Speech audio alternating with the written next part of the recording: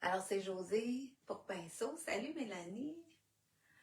Alors, on repart ce matin les directs que je fais plus régulièrement, une fois de temps en temps. Là, je veux juste vous dire on a décidé qu'on allait les faire aux 2 semaines. C'est beaucoup de travail à toutes les semaines, j'avoue là. J'avais pris un rythme, mais c'est chargé. Alors, on a convenu avec Carole et l'équipe qu'on allait les faire aux 2 semaines. Ça va vous donner le temps aussi peut-être de revoir ou d'aller vous brancher sur YouTube et de revoir les vidéos puis de vous faire un meilleur de mieux acquérir peut-être la matière. Je sais qu'il y en a beaucoup. Salut Daniel. Je sais qu'il y en a beaucoup qui me disaient j'ai pas eu le temps, je suis pas à jour. En fait, c'est beaucoup à toutes les semaines. Alors on va repasser aux 2 semaines. Bon. Puis là, pour l'instant, je reste les vendredis matins jusqu'au printemps. Puis à l'été, après le printemps, on verra là, comment on va continuer ça. C'est ça. Là, je veux juste me présenter des fois que... Bonjour Louise! Alors, juste... Ah, ben oui, Gail, c'est rare, t'es là le matin. Je vais juste vous dire, des fois qu'il y a des gens qui sont nouveaux. Mon nom est Josée Cloutier, je suis artiste peintre et professeure chez Pinceau à Québec. Alors, Pinceau est une boutique où on vend tout le matériel. Là, c'est pas à l'endroit parce que Facebook a changé les boutons, puis un matin, je l'ai pas trouvé le bouton pour le mettre à l'endroit. Alors, peut-être que je le trouverai éventuellement, mais en tout cas, ils ont changé la configuration, puis c'est ça. Fait que là, c'est ça. Ça va être à l'envers pour quand je vais avoir la caméra comme ça, mais quand je vais tourner l'autre bord, ça va être correct. Alors, c'est ça. Mon nom est Josée Lucie, je suis artiste peintre et professeur chez Pinceau à Québec. Alors, Pinceau, c'est wpin-so.com. Là, il est à l'envers, mais si vous le virez de bord, ça va marcher. Et vous avez aussi la plateforme de Pinceau Thinkific où vous pouvez acheter des cours en ligne. Et puis, on donne des cours aussi sur place toujours. Alors, vous pouvez vous inscrire et venir en cours avec nous. Vous n'avez pas d'engagement non plus sur le long terme. Alors, si vous passez par Québec puis vous dites, j'aimerais ça aller faire un atelier, j'aimerais ça que tu me coaches pour tel projet ou tout ça, vous pouvez acheter un atelier à la carte puis venir. On peut se parler aussi avant. Vous pouvez m'écrire et puis communiquer avec nous si vous avez besoin. Donc, voilà pour ça. J'ai déjà fait la présentation que je vais vous faire aujourd'hui. Je vais essayer de compléter ça, d'aller peut-être un petit peu plus loin. On va le faire sur 2 directs, c'est-à-dire que je vais vous parler des pinceaux. J'étais très réfractaire à parler des pinceaux parce que je me dis c'est tellement personnel. Quelqu'un va aimer peindre avec un pinceau, l'autre pas. Mais j'essaie de trouver des points généraux puis d'analyser un petit peu comment moi je les travaille. Alors c'est vraiment ma façon à moi d'utiliser les pinceaux. Mais en l'ayant fait quelques fois, je m'aperçois que c'est quand même une façon bien de les analyser pour comprendre qu'est-ce que je fais comme choix selon ce que j'aime peindre. Alors, selon le support, selon la peinture que j'utilise, puis selon la méthode que je vais travailler. Donc, je vais essayer de vous démystifier tout ça. C'est sûr qu'au début, quand vous êtes nouveau, puis que vous débutez, ça paraît gros. Ben, je vous dirais, il y a un bout où on n'a pas le choix, c'est d'essayer. Alors, c'est d'acheter quelque sorte de pinceaux, des pinceaux différents, et puis de voir qu'est-ce que vous aimez, d'analyser qu'est-ce que vous aimez, puis de faire des essais. Puis après ça, vous allez racheter la sorte que vous travaillez le plus souvent, parce que vous allez trouver une façon de travailler que vous allez aimer, puis c'est ça que vous allez préférer. Même si je vous en parle, ça va vous guider un petit peu, selon ce que vous aimez faire, mais après, ça va être à vous d'essayer pour trouver votre meilleur choix, ça c'est certain. Donc, je vais tourner la caméra pour vous parler exactement là, de ce que j'ai sur la table. Cette semaine, je vais faire un petit survol de tout général, pinceau versus la peinture. Ensuite, dans 2 semaines, alors je pense que ça donnait le 7 février par cœur, là. Mais de toute façon, on va vous l'annoncer. Alors, cette semaine, je vais vous parler les pinceaux en général. Après ça, je vais essayer d'élaborer un petit peu et de faire des démos pour les pinceaux souples. Et dans 2 semaines, je vais refaire un petit survol, puis là, je vais vous parler d'un travail plus avec des pinceaux rigides. Alors, des pinceaux que je vais travailler avec une peinture un peu moins d'eau dedans. Donc, on va faire 2 fois avec ça. Fait que ça va vous permettre en même temps, peut-être, de, si vous avez des questions, de les poser, de les retenir, puis de dire, ah, là, je vais la réécouter, puis je vais y reposer ma question, etc. Alors, ça peut être une façon de voir les choses aussi, là, parce que c'est assez large comme sujet, donc je me suis dit, ben, ça vaut la peine de le faire sur 2 sessions plutôt que d'essayer de tout vous démontrer en même temps.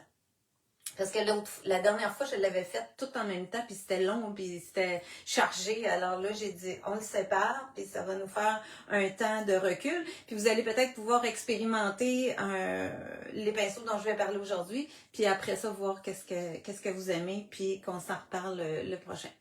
Donc, je retourne ça, puis je vous montre ce que j'ai sur la table. Ah, c'est bon. Fait que j'ai du stock en masse. Là, je vais enlever beaucoup de choses parce qu'il y a des choses que c'est vraiment des pinceaux neufs, alors que je veux pas briser, je veux pas utiliser, là, faut pas que je me mêle. Mais la plupart des pinceaux qui sont là, c'est des pinceaux neufs de chez Pinceau. Alors, ce que je veux vous dire, dans ma généralité, moi, je les classe en 3 catégories. C'est-à-dire des pinceaux très souples qui vont plus servir pour, exemple, l'aquarelle, alors avec beaucoup d'eau, qui vont servir avec les encres ou avec du high flow. Alors, vous comprenez que souple, pour moi, alors les pinceaux souples, ce serait plus que ce que j'ai ici en haut, vont plus s'accommoder de travailler avec de la peinture mince. Alors, souplesse, peinture mince, peinture avec de l'eau, ça va souvent être le meilleur choix. OK? Ça va être une catégorie que je vais vous démontrer un petit peu aujourd'hui. Est-ce que ça veut dire que je ne peux pas utiliser des pinceaux souples avec mon acrylique épaisse? Bien sûr que non. Mais peut-être que je vais devoir la diluer un petit peu pour que ça fonctionne mieux.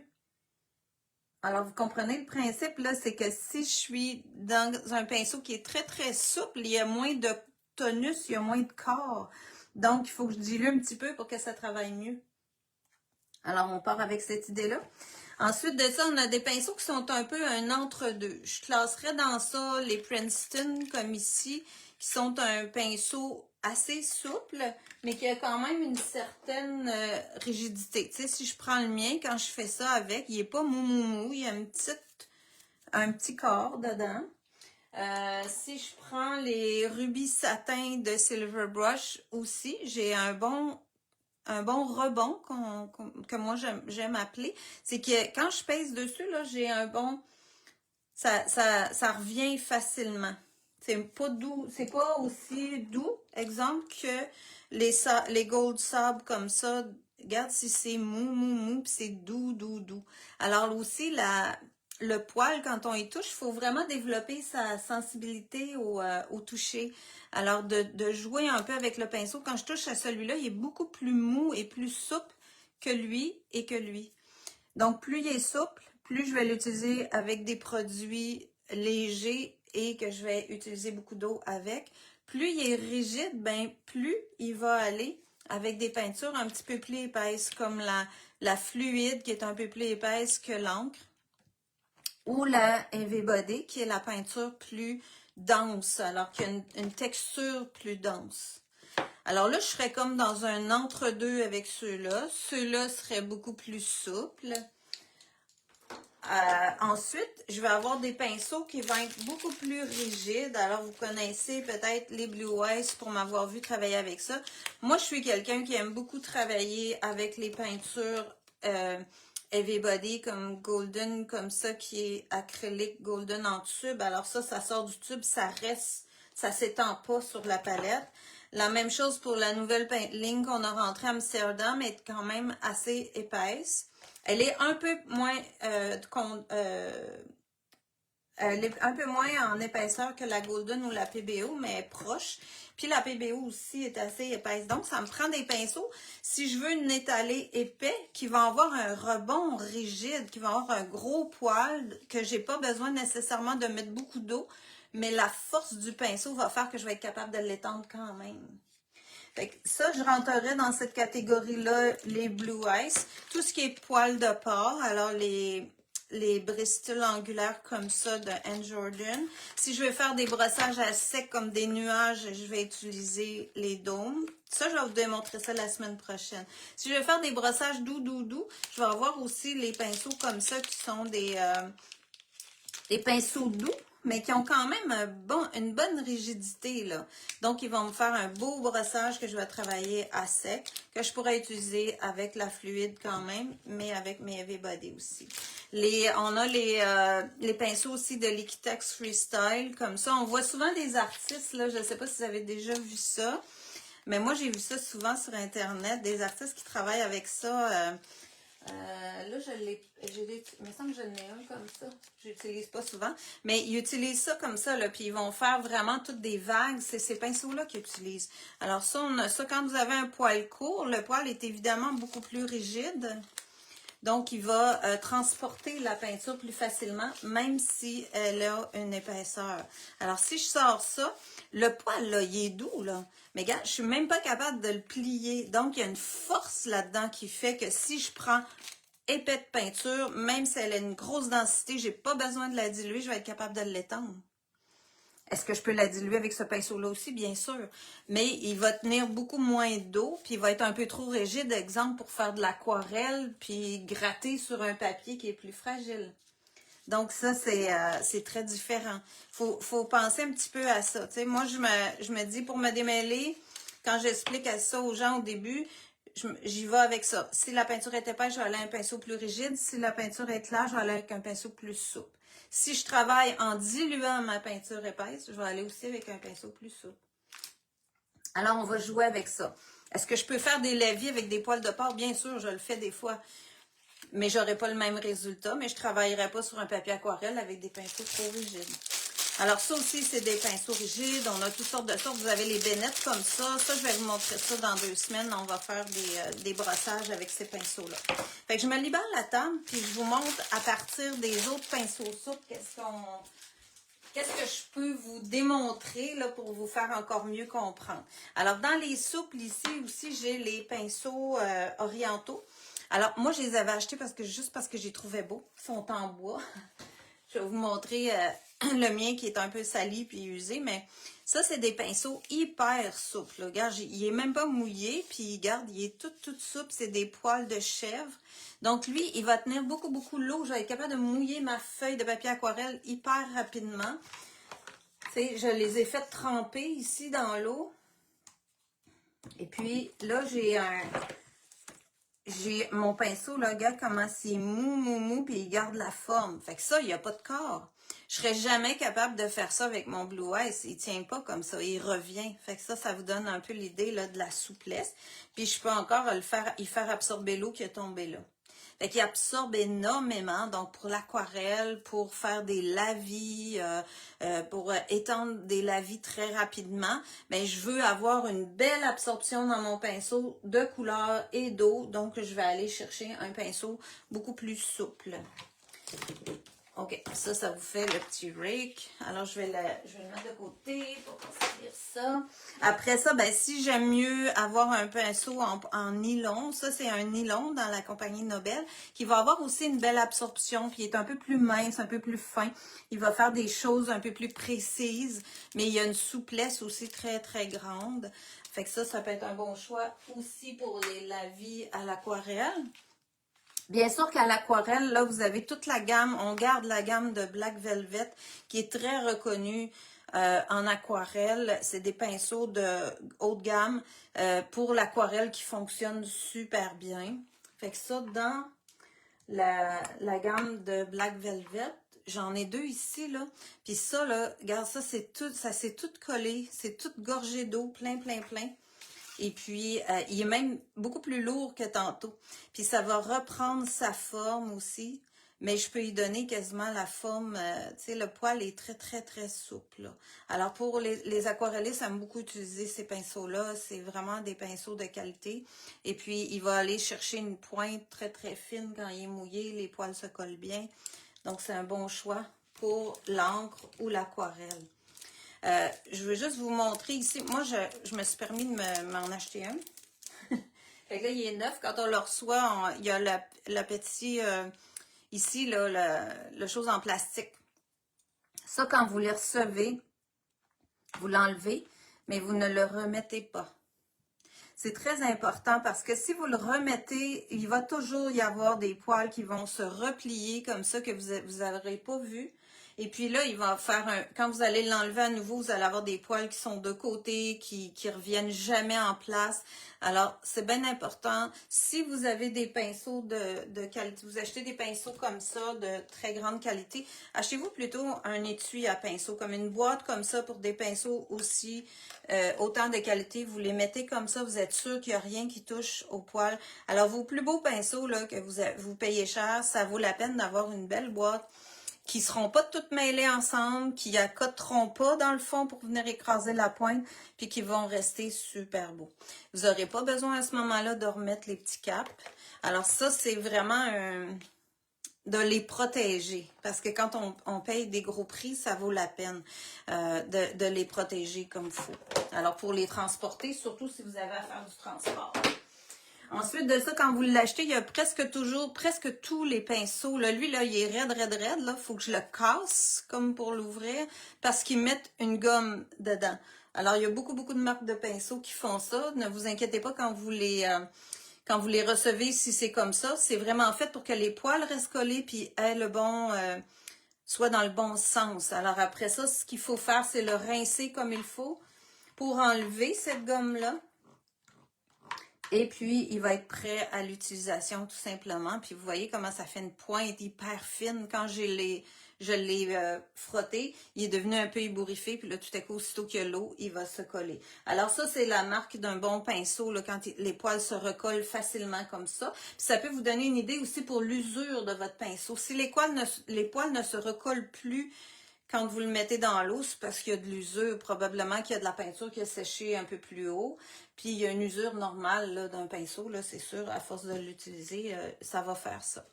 Alors, ça c'est les Black Velvet que vous pouvez acheter en ensemble comme ça ou à l'unité aussi. Chez Pinceau, toujours. Ici, j'ai emmené ce petit paquet-là parce que nous, on les aime bien. C'est des pinceaux qui ne sont pas dispendieux. Vous voyez, ça, c'est listé à 5,25 pour 3. C'est des pinceaux en nylon souple et c'est les pinceaux qu'on utilise, nous, pour vernir. Alors, si vous vous demandez, est-ce qu'on achète des pinceaux bien dispendieux? Mais pour ma part, non. J'achète ça. Et je préfère en acheter souvent pour avoir un pinceau presque tout le temps neuf quand je vernis. Alors, il me fait un beau fini, il laisse moins de traces et il n'y aura pas de résidus de coller dedans parce que je ne l'aurais pas utilisé pour d'autres choses, je vais l'utiliser juste pour le vernis. Alors, je les utilise plusieurs fois, puis quand ils sont trop usés, je rachète un autre paquet et à ce prix-là, ben, ça fait moins mal au cœur. Puis les vieux, ils peuvent passer à faire d'autres choses, à faire de la peinture ou peu importe, là. Mais ça peut être le truc que je vous donnerais pour les vernis. Parce que quand on vernit avec un pinceau, c'est très difficile de laver le pinceau à fond. Donc, si vous avez payé un pinceau cher pour vernir, puis il devient dur tout de suite après, c'est un peu plate. Alors, souvent, moi, je préfère avoir un vernis, un pinceau à vernis que je vais changer régulièrement. Ça, c'est des petites mops. Pour ceux qui travaillent... avec des retardateurs, puis que vous voulez mopper, je parle à l'acrylique, là. Si vous travaillez à l'huile, bien sûr que des mops comme ça, c'est très, très, très utile, là. Si vous voulez faire un beau fini, un ciel, puis vous voulez tout rendre ça toute lisse, là. Ce qui n'est pas un style que moi je fais souvent, mais ça peut être travaillé pour travailler l'huile, puis estomper. Mais si vous travaillez à l'acrylique, souvent, les gens qui travaillent avec du retardateur vont vraiment mopper après avoir appliqué la couleur pour uniformiser les couleurs, les lier une à l'autre, mais il faut vraiment travailler avec un retardateur pour utiliser la mop à l'acrylique parce que juste avec l'acrylique régulier, il faut être vite, très très vite. Là. Ben, en tout cas, ça c'est une autre technique que je ne vous ferai pas aujourd'hui. OK, alors ça, dans les Silver Brush aussi, on a les Silver Silk, comme ça, qui je dirais vont être une gamme, une entre-deux, c'est-à-dire que si vous achetez pas de Black Velvet comme ça, mais que vous travaillez à l'aquarelle, ils peuvent super bien faire ça. Moi, je l'ai, celui-là, je vais vous démontrer avec ça. J'aime beaucoup ce pinceau-là, justement, pour étaler l'eau et faire des lavis. Et comme je travaille plus à l'acrylique, ben, je préfère avoir des pinceaux un petit peu moins dispendieux pour l'acrylique. Comme les Black Velvet, je les utiliserai vraiment seulement pour l'aquarelle et l'encre, puis les laver comme il faut pour qu'ils restent beaux longtemps. Ensuite, il y a les Simply Simons qu'on vend chez Pinceau. Ça, c'est vraiment pas des pinceaux dispendieux. Là, vous allez me dire, mais ça vaut-tu la peine que j'achète un plus cher? Oui, ça vaut la peine. Ça dépend un peu de votre budget et de ce que vous voulez faire. Est-ce que ceux-là travaillent moins bien que ceux-là? Si je sors 2 pinceaux neufs, puis je travaille avec aujourd'hui, ils vont travailler, tant qu'à moi, pratiquement semblables. La différence, ça va être dans le temps. Ceux-là vont user beaucoup plus vite, ils vont s'ouvrir beaucoup plus vite et le poil est un peu moins fin, ils vont peut-être moins résister dans le temps. Mais encore là, ça dépend ce qu'on fait avec, ça dépend de votre choix en fait, là, comment vous allez les traiter par la suite. Mais c'est 2 bons choix et quand même, c'est des pinceaux, tu sais, c'est mieux que d'acheter des pinceaux vraiment cheap, là. Ils ont quand même un beau rebond, ils travaillent bien. Exemple, comme Hélène Bisson travaille beaucoup avec les Simply Simons comme ça, elle les aime beaucoup. Puis c'est ça travaille bien, très bien aussi. Alors, après ça. Là, c'est ça. Là, j'avais sorti un peu des acryliques. Puis, je voulais vous montrer un peu les pinceaux. Là, j'improvise vraiment. Là, j'ai pas trop de plan de match de fait. Mais j'ai un bout de toile. J'ai un papier aquarelle. Et puis, j'ai mes pinceaux comme ça que je voulais vous montrer avec l'aquarelle. Je vais juste essayer de me diluer ça un peu. Puis tu vois, comme des formes comme ça. Je vais mouiller un peu mon... Ben là, je ne sais plus par où commencer. J'ai tous mes pinceaux dans et que je suis mêlée. OK. Fait que ça, je peux faire... Tu sais, si je veux mouiller mon papier là, au complet, là, tu vois, j'ai juste sorti mon pinceau de l'eau. Et puis, il est gorgé. Là, j'ai tout plein d'eau sur mon... pour étaler, mettons, un lavis égal partout. Là, j'ai juste mis de l'eau. Mais vous allez voir la brillance, là, puis je peux couvrir mon papier très vite. Alors, si j'avais pris le 3 pouces, j'aurais pu faire 3 coups de pinceau, j'aurais eu ma feuille de plaine au complet. Alors, c'est à ça que ça sert les pinceaux merlus, c'est-à-dire mouiller le papier ou vous faire carrément un lavis. Tu sais, si je viens chercher toute la couleur qui est dans ma palette ici avec ça, ça va tout se diluer. J'aurais dû les préparer avant, mais je n'ai pas pensé. Et puis là, tu sais, je vais pouvoir étendre ça puis avoir encore plus d'eau sur mon papier.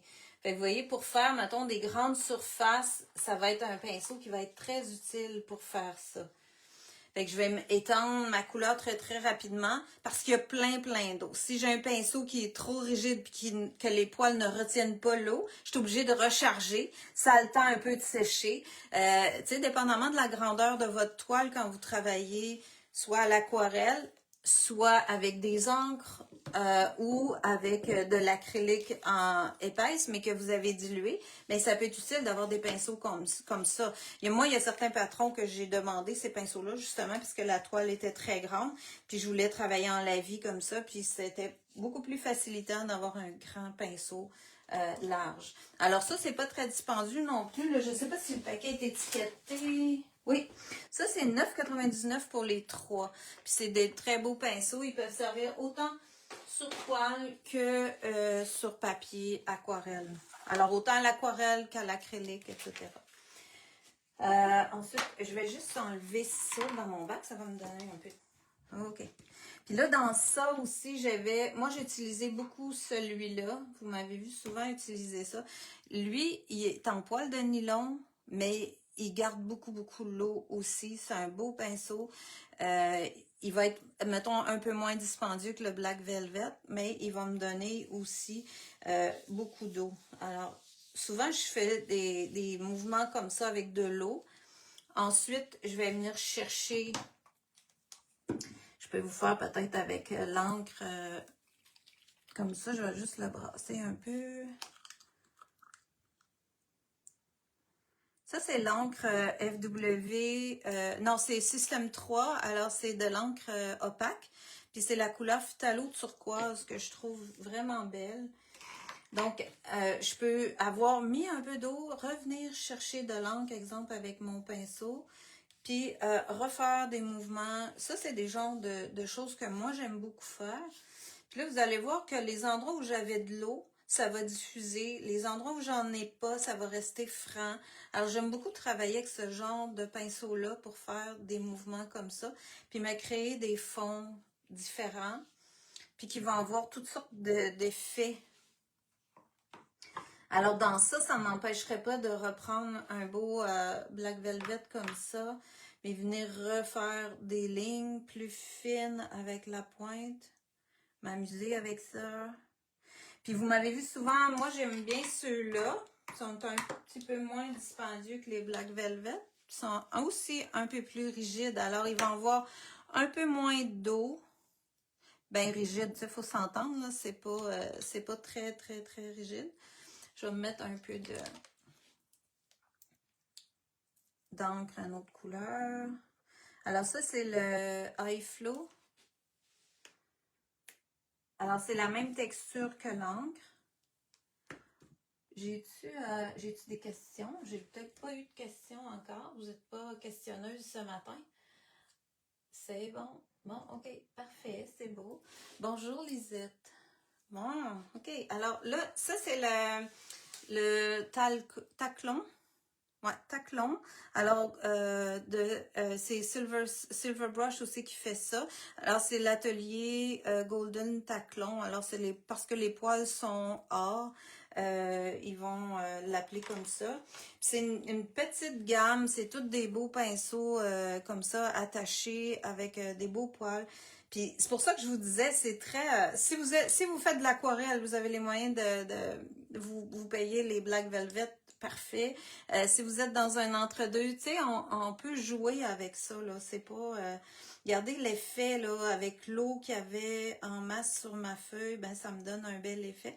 Puis là, je peux m'amuser avec ça. Moi, j'y vais beaucoup dans l'abstrait, mais c'est le genre de pinceau aussi que je peux faire des lignes plus précises, là, si j'avais pas d'eau. Je pourrais faire des petites marques, là, puis travailler plus précisément. Mais c'est rare que je le fais parce que je travaille plus avec... mais tu sais, je peux venir puis redégrader comme ça, là, en penchant mon pinceau. Puis j'ai encore beaucoup d'eau, donc je peux vraiment diluer avec ces pinceaux-là. En le penchant, puis aller chercher autre chose. Là, il y a un cheveu qui s'est mis là-dedans. Et voilà. Alors ça, c'est des bons choix aussi. Celui-là, c'est le même poil, le même genre de poil que les merlus que je vous montrais tantôt, que les pinceaux comme ça. Alors, c'est un poil de chèvre aussi, puis qui se colle super bien, mais qui est très, très mou, comme celui-là. Donc ça fait des effets vraiment différents. Moi, je trouve que tous les pinceaux comme ça, quand je fais des fonds, ça m'amène justement à un lâcher-prise un peu plus facilement, parce que c'est des pinceaux que je contrôle moins. C'est beaucoup pour ça que j'utilise ceux-là. Si vous avez les Golden Sable comme ça peut faire aussi le même genre d'effet. Ou si je veux faire des dégradés, parce que là, c'est un angulaire. Alors, ça, tantôt, je les ai mis dans l'eau aussi avant de partir mon direct. Ici, les pinceaux, je les avais mis un peu dans l'eau. Si vous travaillez en lavis, c'est important de le faire tremper. Je me suis rendu compte de ça. Tu sais, un petit 2 minutes dans le bac. Alors, l'eau a le temps de monter dans toutes les poils. Puis là, j'ai un bel effet de lavis. Puis quand je mets l'eau, j'en mets beaucoup. Fait que tu vois là l'effet que ça m'a donné. Ici, j'avais mon pinceau qui était plein d'eau avec la peinture. Ici, j'avais mis de l'eau sur ma feuille. Fait que là, j'ai toute une belle diffusion qui s'est créée. Là où j'avais déjà de l'eau, mais j'avais beaucoup d'eau à cause que je l'avais laissé tremper et que j'avais un pinceau qui retient bien l'eau. Alors, si j'avais pris un pinceau rigide, comme en poil de porc, j'aurais pas étendu autant d'eau en un seul geste. Alors ici, j'ai une petite toile, mais si je fais ça sur une grande toile, souvent, moi, je vais faire juste un fond pour partir, pour juste lâcher prise sur l'arrière-plan, puis mettre des couleurs pour pouvoir redessiner par-dessus. Ben, le grand pinceau va m'aider à faire ça. Puis aussi, l'autre technique que je pourrais vous montrer, c'est vrai, j'avais... puis les pinceaux souples, ils vont vous aider aussi la semaine passée quand... pas la semaine passée, mais il y a quelques semaines, je vous ai fait une démo pour colorer des papiers très, très doux, là. Très, très doux. Hey, mon Dieu, que je me mets.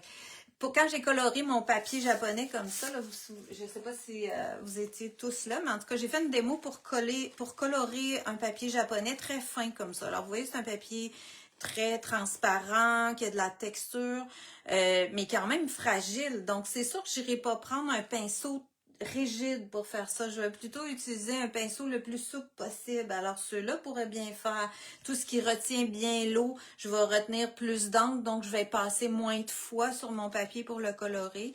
Alors ça peut être intéressant de penser à ça, de prendre un pinceau comme un Simply Simons, comme ça peut faire l'affaire. Il est très doux, il va être beaucoup moins rigide un gros poil de nylon ou un gros poil de porc. Fait que ça vous donne aussi un indice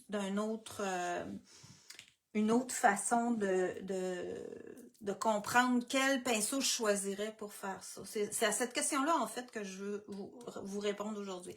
Ici, j'ai une toile échantillon que j'avais fait avec de l'alcool. Alors, pour faire de l'alcool, l'effet d'alcool, il faut que j'ai de l'eau sur mon panneau. Là, je vais prendre mon autre pinceau souple. Puis, je vais m'appliquer un petit peu d'eau pour être sûr que la section que je vais mettre ma couleur, là, je me dis, je vais aller mettre cette couleur-là ici. Comme j'ai de l'eau là, elle va continuer à fuir autour. Fait que là, je peux appliquer de l'eau. Puis tu vois, j'en ai peut-être pas mis tout à fait assez parce qu'elle fuit pas. Fait que je vais revenir avec un pinceau propre, puis juste mettre de l'eau tout le tour. Fait que ça m'aide là d'avoir un pinceau souple pour faire ça. Puis là, ça fuit, ça me fait pas de délimitation. Alors, j'ai juste ma couleur. Puis j'en ai pas trop, fait que je peux en remettre. Mais j'ai pas trop d'eau. Fait que quand on vous dit, quand on parle de lavis, ça peut être différentes intensités, hein. Ça, c'est un lavis, mais ici, on peut dire que c'est encore un lavis, même si c'est plus foncé. Donc, le lavis, c'est pas juste une densité. Ça veut dire que il y a de l'eau dans ma peinture, mais je peux avoir plus ou moins d'eau. Alors, c'est pas toujours une flaque d'eau. Comme ici, c'est pas du tout une flaque d'eau, là. J'ai juste une petite brillance. Puis je peux bouger un peu encore, mais ça bouge pas tant que ça. Alors, vous voyez, ça coulera pas si je le mets comme ça. C'est différent d'une peinture encore plus diluée. Puis là, si je veux faire, juste pour vous montrer un petit peu, parce que ça, c'était un effet à l'alcool. Alors, si je prends un petit bocal avec de l'alcool forte, genre au moins 70 ou 99, là, je peux prendre un petit pinceau éventail. Alors, les pinceaux éventail peuvent vous servir à faire des arbres, ils peuvent vous servir à toutes sortes de choses, mais ils peuvent servir aussi à faire des choses comme ça à l'alcool. Puis là, je vais avoir un effet de trou, comme j'avais ici. Puis là, j'ai mis de l'eau. Alors, ça prend absolument de l'eau pour faire ça. Il faut que ce soit un lavis. S'il n'y a pas d'eau, l'alcool ne réagit pas. En même temps, s'il y a trop d'eau, l'alcool ne sera pas assez forte, ça va se refermer. Alors, je ne garderai pas les trous. Fait que ça aide d'avoir un pinceau qui m'a aidé à mettre l'eau, mais aussi d'attendre pour la question de technique pour que ça donne le bon effet. Fait que là, votre choix de pinceau peut être un pinceau souple pour faire ça. Qu'est-ce que je voulais faire d'autre? Ah oui, j'avais préparé ça. Alors, je voulais vous montrer que si j'ai un pinceau, quand on veut faire, exemple, des coulisses, je voudrais que ça descende là, sur ma toile. Il faut que j'aie un pinceau qui peut retenir beaucoup l'eau. Puis tu vois, tout de suite, quand je l'écrase, là, je fais sortir l'eau, fait que ça va descendre rapidement. Ça, c'est important. Si j'ai un pinceau qui ne retient pas l'eau, je vais toujours être en train d'aller remettre de l'eau pour que ça descende. Fait que ça va être un bon choix aussi d'avoir un pinceau qui retient bien l'eau. Bon, puis là, je peux travailler autrement, mais tu sais, je peux avoir mon pinceau souple aussi pour travailler comme ici. J'ai de la pâte, alors ça va rentrer sur la pâte, puis ça va, avec le pinceau souple, il va aller tout jusqu'au fond des textures de pâte aussi. Mais si je veux brosser par la suite, par-dessus cette texture-là qui est rough, si j'y vais avec de l'eau, je vais y aller avec un pinceau comme ça. Mais par la suite, si je décide que je veux brosser par-dessus cette texture-là, je ne prendrai pas le même pinceau. Je vais y aller avec un pinceau en poil de porc qui va être plus rigide, puis qui va résister, lui, au frottement sur la pâte. Ça, j'ai vu ça souvent. Les gens vont être portés à utiliser le même pinceau avec une technique qui est trop rough pour le pinceau. Si je viens brosser avec ce beau pinceau-là, je vais tout y briser les poils parce que ma texture est trop rough.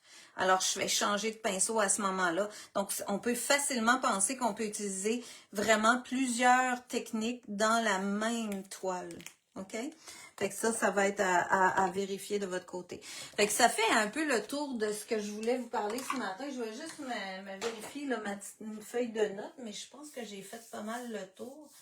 Je vous ai fait l'alcool, tout ça. Puis là, dans 2 semaines, on va pouvoir brosser par-dessus tout ça. Puis je vous remontrerai d'autres techniques qui sont peut-être un peu plus proches de ce que moi je fais habituellement.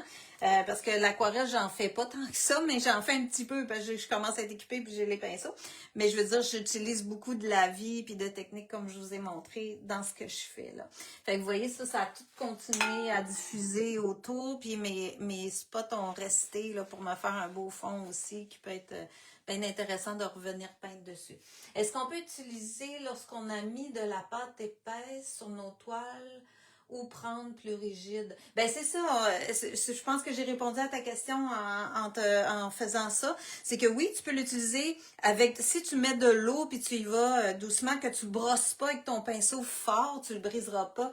Mais si tu veux, après avoir un effet brossé, un peu comme hier, j'ai remis du gesso ici, puis je l'ai brossé rendu là. J'avais un pinceau assez rigide pour faire ça, ou un pinceau que ça me dérange pas que je vais briser, parce que c'est sûr que je vais le briser en pesant fort.